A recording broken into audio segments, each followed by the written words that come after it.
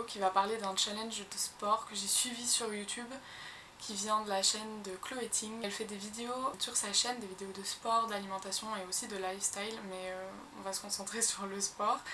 Et elle a fait un site où elle regroupe tous ces challenges. Donc j'ai été sur son site, j'ai regardé un peu en fonction de ce qui me correspondait. Je voulais pas un programme qui me prenne d'office 1 heure par jour, alors qu'on y reviendra après, mais au final ça m'a pris beaucoup de temps tous les jours. Donc voilà, j'ai choisi le programme Abs and Booty. Je crois que c'est le Hourglass Abs and Booty, donc en gros c'est abdos fessiers ce programme là. Et en 25 jours, 10 à 45 minutes par jour. Par quoi commencer? Il y a énormément de choses à dire honnêtement par rapport à ce programme. Je pense que la question que tout le monde se demande c'est est-ce que j'ai eu est-ce que j'ai eu des résultats physiques? Est-ce que ça s'est vu sur mon corps?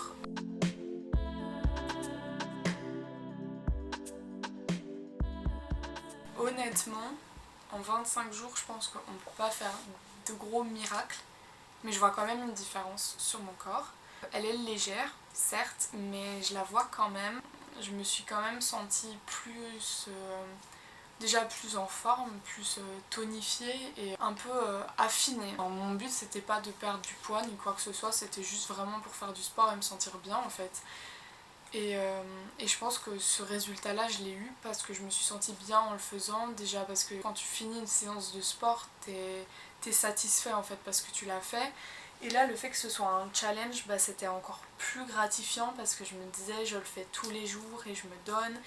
Je respecte tous les jours et à la fin, j'aurais fait les 25 jours complets, etc. J'aurais tout suivi et je serais encore plus fière de moi. Déjà, psychologiquement, je pense que ça fait beaucoup. Après, physiquement, comme je vous ai dit, je pense je me suis un peu affinée.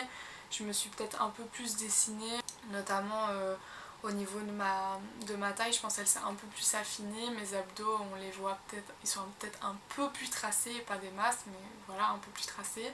Mes jambes, je pense, elles sont un peu plus musclées. Par contre, aux cuisses, j'ai l'impression de quand même avoir perdu un peu de cuisses, mais léger. Mais voilà, c'est déjà ça, hein. Franchement, c'est bien. Je me sens vraiment en fait plus musclée qu'avant, tout simplement. Pas beaucoup, vu que c'est tous des exercices au poids de corps. Forcément, je vais pas commencer à soulever des trucs de ouf et à vous dire ouais, je suis ultra musclée. Enfin, non, c'est pas possible. En plus, en 24 jours, les miracles, ça existe pas. Après, si vous faites ce programme-là en vous disant je veux absolument changer, il va falloir jouer aussi sur l'alimentation et c'est là le deuxième point duquel je voulais parler.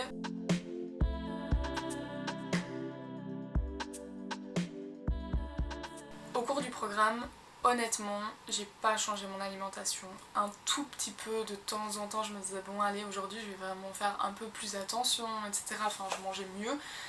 Mais déjà de base, je suis pas quelqu'un qui mange très mal. De base, j'ai une alimentation qui est plus ou moins saine.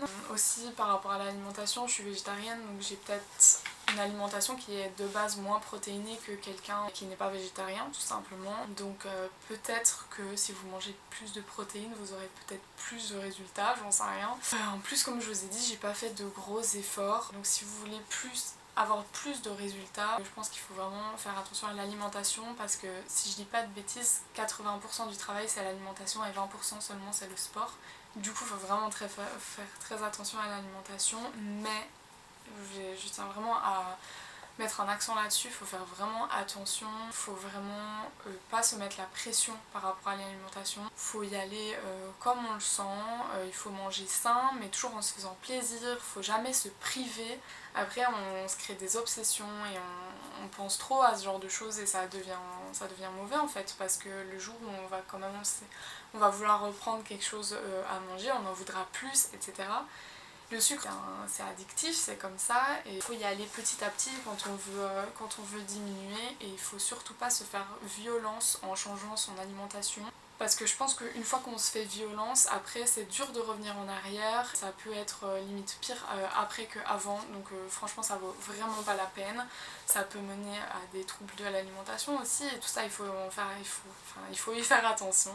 Je trouve qu'on n'en parle pas assez, mais c'est vraiment super important de faire attention à ça. Quand on fait attention à son alimentation, il ne faut pas tomber dans des troubles. Il ne faut pas se priver de nourriture, il ne faut pas se priver pendant je sais pas combien de temps et puis d'un coup manger énormément. Enfin c'est pour ça que moi les cheat days et les cheat meals je suis pour et pas pour en même temps. Ça dépend comment on le gère je pense, mais en fait il y a des gens qui vont très bien gérer, se dire ouais je mange super clean pendant une semaine et puis le dimanche je me fais un cheat day, je mange ce que je veux et tout. Quand bien vous fasse, si ça vous convient, franchement voilà, c'est vous qui gérez, c'est votre vie, c'est votre alimentation, c'est votre corps, donc vous faites comme vous voulez. Mais personnellement, je suis plus dans une optique où j'ai envie de me faire des petits plaisirs de temps en temps. À la fin de ma journée, quand je regarde, j'ai mangé sain, et tous les jours de ma semaine, j'ai mangé sain, mais de temps en temps, je me suis accordé un plaisir. Et personnellement, je pense que dans ma vision des choses, c'est la version la plus saine, c'est la façon la plus saine de le faire.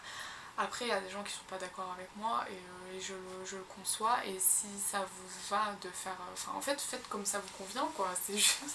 Et si vous avez envie de faire du sport, mais sans changer votre alimentation, grand bien vous fasse aussi. À part si vous mangez extrêmement mal et que vous mangez pas sain du tout, alors là il faudrait quand même essayer d'aller vers une alimentation plus saine parce que c'est quand même super important, autant physiquement que psychologiquement. Manger sain c'est super important, mais bon là je me perds un peu dans l'alimentation, c'est pas ça le plus important.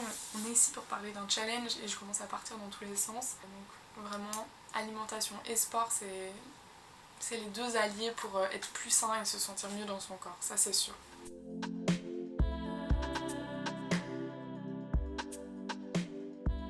Le challenge, comment il fonctionne? Il s'articule donc sur 25 jours et il y a plusieurs jours de pause. Je crois qu'au total sur les 25 jours j'ai eu 5 jours de pause. Des jours où on fait pas de sport du tout. Selon le challenge, évidemment si vous voulez faire quelque chose par vous-même, faites-le. Il n'y a rien qui vous interdit, donc ça c'est vraiment comme vous voulez, mais c'est des jours qui permettent un peu de se poser en fait et d'avoir un jour off parce que franchement, à mon sens, c'est des challenges qui peuvent être faits par un peu n'importe qui. Honnêtement, moi je suis quelqu'un qui n'est pas très sportive de base et le challenge pour moi il a été faisable, même quand t'as pas beaucoup l'expérience, etc., quand t'as pas beaucoup l'habitude. Il y a des exercices que tu peux faire en low impact ou en normal, et pour pas mal d'exercices, je me disais au début ouais je vais les faire en low impact parce que j'arrive pas encore à les faire en normal, et je me dis ouais à la fin du challenge je les ferai en normal. Il y a certains exercices, même après les 25 jours, je les faisais encore en low impact parce que j'arrivais pas à les faire en normal. Donc voilà, chacun son rythme en fait. Je pense qu'il faut pas se mettre la pression, il faut vraiment y aller à son rythme et comme ça nous vient. Il faut que ce soit agréable de le faire, il faut vraiment profiter, il faut que ça nous fasse du bien. Tu aimes et tu détestes le challenge en même temps parce que à certaines séances t'en peux plus en fait, t'as chaud, tu souffres et tout. Enfin tu souffres, j'exagère, si tu commences à agoniser et tout, arrête, faut pas forcer non plus. Mais je veux dire, il y a des fois où c'est dur, mais en fait ça fait du bien en même temps parce que tu bouges et tu fais ton possible en fait pour y arriver, et c'est vraiment ça le principal. Voilà, en gros pour le challenge, vraiment ce sera une partie de plaisir. En tout cas moi je trouve que le programme est vraiment articulé de façon claire et motivante parce qu'en fait il y a des jours où c'est super dur, mais tu sais que le lendemain t'as un jour off, ou alors il y a des jours un peu plus dur, mais tu vois que le lendemain t'as une petite séance et du coup tu te dis ouais allez je me donne et demain c'est une petite séance et tout, ça ira. Et en plus il y a un jour où il y a une vidéo qui est optionnelle, donc si tu veux tu peux faire un jour de pause, et il y a un jour où il y a une seule vidéo qui est la même que le jour optionnel d'ailleurs. Et je voulais revenir là-dessus, je pense que si on loupe un jour il faut pas s'en vouloir, il faut pas commencer à se dire ah non c'est bon j'ai raté le challenge, j'ai abandonné et tout, rien à voir. Il y a un jour que j'ai pas fait et j'avais quelque chose toute la journée et j'ai pas trouvé le temps pour le faire, j'avais pas fait la vidéo, je m'étais dit c'est bon c'est qu'une seule vidéo, c'est pas bien grave, c'est pas comme si j'avais loupé le plus gros jour du programme.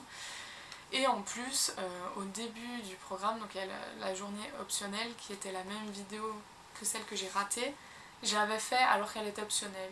Donc j'aurais pu ne pas la faire. Je me suis dit c'est bon, ça égalise. Mais même si vous loupez un jour ou deux même sur les 25 jours, vous en voulez pas, vous avez déjà fait le reste, vous avez déjà fait les autres jours et c'est déjà super bien en fait de déjà se dire je vais faire le challenge. Et d'arriver au bout, même si vous avez loupé un ou deux jours, comme je le dis, c'est déjà super bien parce que vous vous êtes bougé pour le faire en fait. Faut juste y aller et c'est déjà super bien si vous le faites quoi.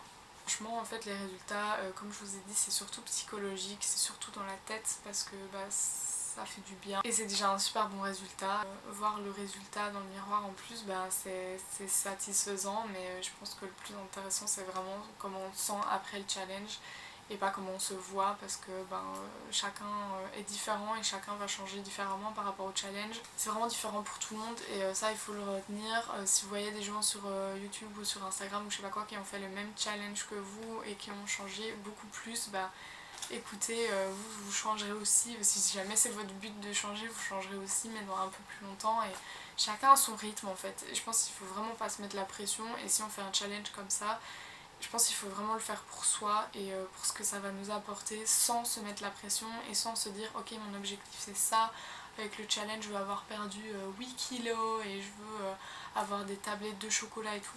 Non, faut pas se mettre ça dans la tête, faut vraiment le faire en se disant écoute, je le fais pour moi. Et s'il y a des résultats, tant mieux. S'il n'y en a pas qui se voient fort, tant pis, mais au moins je l'aurais fait, j'aurais prouvé à mon corps que je peux le faire et aussi à mon mental que je peux le faire. Et c'est le plus important en fait. Aussi je voulais dire, je pense que je vais quand même continuer. J'ai pas envie de m'arrêter en fait après un challenge. Je pense que le but c'est aussi de s'y mettre et une fois qu'on est dedans et qu'on aime le faire, après on a envie de continuer et je pense que c'est juste une bande de lancement en fait le challenge pour juste continuer à faire du sport régulièrement quoi. Mais je vous tiendrai en courant sur Insta, donc suivez-moi, ça me ferait super plaisir. En plus je poste vraiment plein de choses différentes, donc venez me suivre si ça vous intéresse. Je pense que j'ai plus ou moins tout dit. Si vous avez des questions, n'hésitez pas à venir me les poser en commentaire ou sur mon compte Insta, en DM. Toutes les infos sur le challenge que j'ai fait seront dans la barre d'infos. Et je vous dis à la prochaine. J'espère que la vidéo vous a plu et je vous fais de gros bisous. Ciao!